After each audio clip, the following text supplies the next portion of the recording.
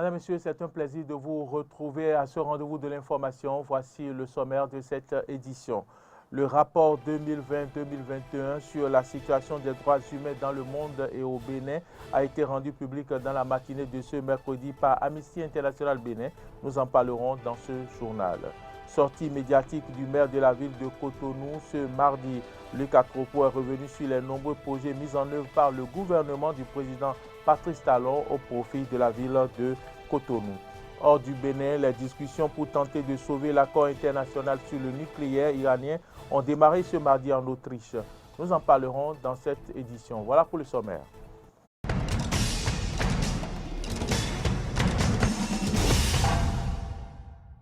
Bienvenue à toutes et à tous. Nous ouvrons ce journal par le rapport 2020-2021 sur la situation des droits humains dans le monde et au Bénin qui a été rendu public dans la matinée de ce mercredi par Amnesty International Bénin. Occasion d'attirer l'attention sur les injustices qui concourent au non-respect des droits humains. Carole Olaye, Fiac Foitan pour le compte rendu. Elle dénonce, défend et protège contre toutes sortes d'abus des droits humains. Conformément à ses prérogatives, Amnesty International Bénin a présenté à la presse ce mercredi le rapport 2020-2021 sur les succès et atteintes aux droits humains dans le monde, soit environ dans 171 à 150 pays. Au niveau mondial, le monde a été fortement secoué par la pandémie de Covid-19 dès 2020. Cette pandémie, ainsi que certaines des mesures prises pour lutter contre elle, a eu un effet dévastateur pour des millions de personnes. Elle a aussi révélé et parfois aggravé des abus et des inégalités enracinées dans nos sociétés qui étaient parfois le fruit de discriminations fondées, entre autres, sur l'origine ethnique. Si dans le monde en 2020, les inégalités et injustices ont été amplifiées par la COVID-19, le Bénin n'en est pas épargné. Les violations de liberté d'expression et de réunion, des violences fondées sur le genre et des recours excessifs à la force ont été également enregistrés. Au Bénin, le droit à la liberté d'expression et le droit de réunion pacifique ont été indûment restreints. Des journalistes et des soignants ont fait l'objet de poursuites injustifiées, d'actes de harcèlement et de manœuvres d'intimidation. La police a eu recours à une force excessive lors de manifestations et dans le cadre de l'application des restrictions destinées à protéger la santé publique. Plusieurs témoignages des cas pratiques de violation des droits humains ont été présentés au cours de cette cérémonie à laquelle ont pris part plusieurs autres acteurs de défense des droits de l'homme au Bénin. Justin Agbodjete, député à l'Assemblée nationale, a effectué ce lundi une descente dans la vallée et plus précisément dans la commune de Dangbo. Il est allé solliciter le vote des citoyens de cette localité en faveur du duo Talon-Talata. Un reportage de Rahaci Adjodi et de Romaric Devouchi.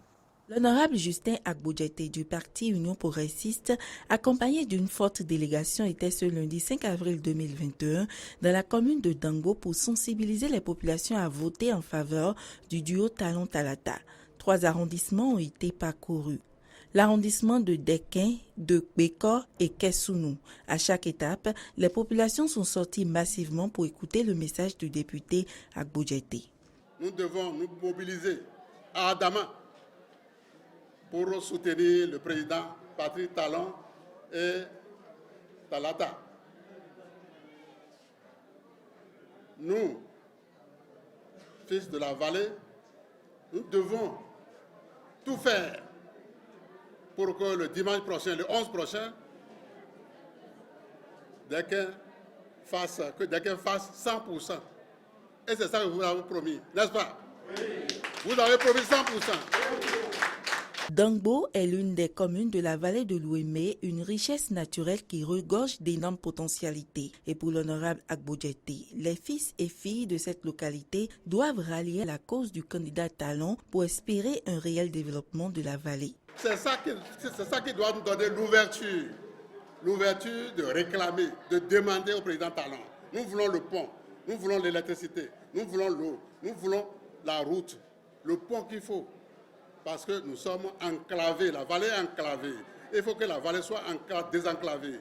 Et pour le faire, nous devons nous accrocher au président Patrice Talon. La délégation de l'honorable Agbo Djetté a pour finir sensibilisé les citoyens de Dangbo à prier pour un scrutin pacifique dimanche prochain. Vous devez tous les jours, toutes les minutes prier pour la paix. La paix pour ce pays. C'est le seul que nous avons. Vous devez œuvrer pour que le 11 prochain, le dimanche prochain, tout le monde se lève. Hommes, femmes, jeunes, pour aller voter. La campagne électorale dans le cadre de la présidentielle prend fin le 9 avril prochain. Je vous l'annonçais en titre, face à la presse nationale et internationale, le maire de la ville de Cotonou, Lucas Trokpo, a fait une déclaration ce mardi 6 avril 2021 à Bénin Royal Hotel. Une déclaration qui ressasse les nombreux projets mis en œuvre par le gouvernement du président Patrice Talon les 5 dernières années au profit de la ville de Cotonou et aussi ce qui est déjà prévu dans le programme d'action 2020, 2021, 2026 du duo Talon-Talata. Reportage.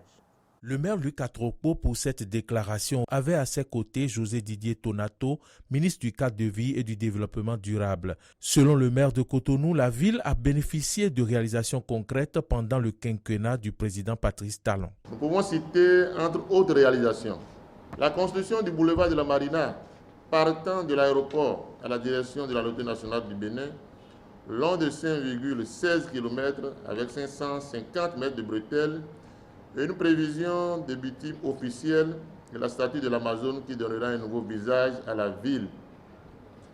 L'asphaltage des rues de la ville de Cotonou sur 66 km.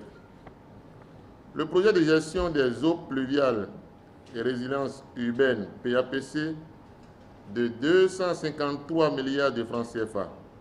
Un programme d'envergure pour la ville de Cotonou au regard de l'ampleur des inondations sur la ville. Lucas Trokpo est revenu sur certains points prévus par le duo Talon-Talata dans son programme d'action. Le projet de contournement nord-est de Cotonou, qui comprend la construction du 4e pont de Cotonou sur le lac Nokoué et 40 km de voies pour décongestionner la ville. Par ailleurs, toujours dans le programme Talon-Talata pour Cotonou, il y a le programme d'adaptation des villes au changement climatique PAVIC. Ce programme renforce le PAPC sur les questions de changement climatique. Au regard de ce qui a été réalisé par le président Patrice Talon et du programme d'action du duo Talon-Talata, le maire Lucas Trokpo invite les populations à voter pour le duo. Il nous faut voir au-delà des clivages politiques et sortir massivement pour exercer légalement notre vote en faveur du duo Talon-Talata, afin que la transformation de Cotonou par les grands projets se poursuive, que la dynamique continue avec le duo Talon-Talata pour la continuité de la dynamique de développement de Cotonou, notre ville de cœur. Que nos vœux de victoire accompagnent le duo Talon-Talata pour le développement du Bénin en général et de Cotonou en particulier. Selon le ministre José Didier Tonato, il s'agit d'un devoir de reconnaissance envers Patrice Talon. La seule chose, de mon point de vue, que nous devons au président Talon, c'est d'exprimer notre reconnaissance, d'exprimer notre gratitude et surtout de nous mobiliser pour que la dynamique ne s'arrête point. Le maire Lucas Trokpo souhaite que la dynamique continue pour le développement du Bénin en général et de Cotonou en particulier. Bertin Corvi, ancien opposant au régime Talon, a été reçu en audience dans la matinée de ce mardi par le chef de l'État Patrice Talon. Voici ce qu'on peut retenir de la substance de l'échange. En 2016, je n'ai pas soutenu le président Patrice Talon dès le second tour parce que j'avais demandé à son équipe de pouvoir mettre un pan d'économie fondamentale pour un développement à visage humain dans ce qu'il proposait. Mais lui, il avait compris plus que moi qu'il fallait d'abord les fondamentaux, il fallait mettre d'abord les infrastructures de base avant d'aller plutôt à ce qu'on mange tous les jours. Et donc maintenant que j'ai vu qu'il a eu raison de mettre d'abord les infrastructures dont on a besoin et que cette fois-ci, il propose de faire un peu ce que je disais. Et c'est pour ça, quand j'ai lu le programme, le développement, ça y est, je me suis dit, mais tiens, c'est ce que je lui demandais, c'est ce que nous a séparés il y a 5 ans. Pourquoi ne pas me joindre à lui pour que nous fassions ensemble ce qu'il propose, ce qu'il projette pour les 5 prochaines années. Si moi, Corvi, je peux être ici, c'est qu'il y a eu évolution. Et je dois remercier le président Patrice Talon qui a fait montre d'humanisme et de leadership. Vous savez, quand je prends la somme, parce que j'ai fait au moins 3000 audios, quand je prends la somme de mes audios, il n'est pas aussi simple qu'il pardonne ou bien qu'il accepte. Moi aussi, j'ai dû faire un travail de reprogrammation mentale sur moi et nous le devons à mon épouse qui est venue à Cotonou, qui m'a dit, mais est-ce que tu as vu Cotonou où tu critiques Talon? Mais va à Cotonou, il y a quelque chose qui a changé. Tu peux ne pas l'aimer, mais tu ne peux pas dire que rien n'est fait. Essaye de revoir ta position, informe-toi. Ceux qui te donnent des informations, peut-être qu'ils ne te disent pas exactement ce qu'il en est. Et voilà, j'ai changé d'avis.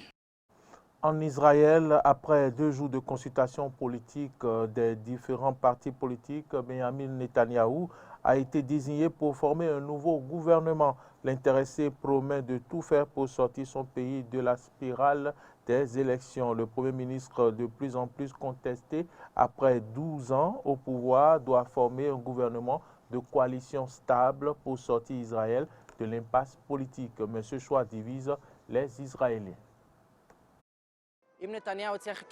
Si Benjamin Netanyahou réussit à former un gouvernement, ce dont je doute un peu à cause de tous les boycotts, mais si un gouvernement est formé, que ce soit par Netanyahou ou par un autre candidat, je pense qu'il ne tiendra pas. Nous sommes dans une situation où les gouvernements ne sont pas homogènes. Ils sont tellement dépendants d'éléments radicaux de droite et de gauche qu'ils ne peuvent pas cohabiter avec la même idéologie et la même politique. Et à mon grand regret, tôt ou tard, je pense que nous nous dirigerons vers une 5e élection. Lors des précédents tours, les gens étaient contre Netanyahou. Mais quoi qu'il fasse, il est élu encore et encore. Les problèmes, ce sont ces partis qui boycottent. C'est juste de la haine. S'il n'y avait pas cette haine, le Likoud aurait gagné avec 80% des voix. Mais que pouvons-nous faire quand il y a une telle guerre politique ? Je pense que tous les politiciens ont trop d'ego. Un tel ne veut pas travailler avec tel autre. Celui-là ne veut pas former un gouvernement avec celui-ci.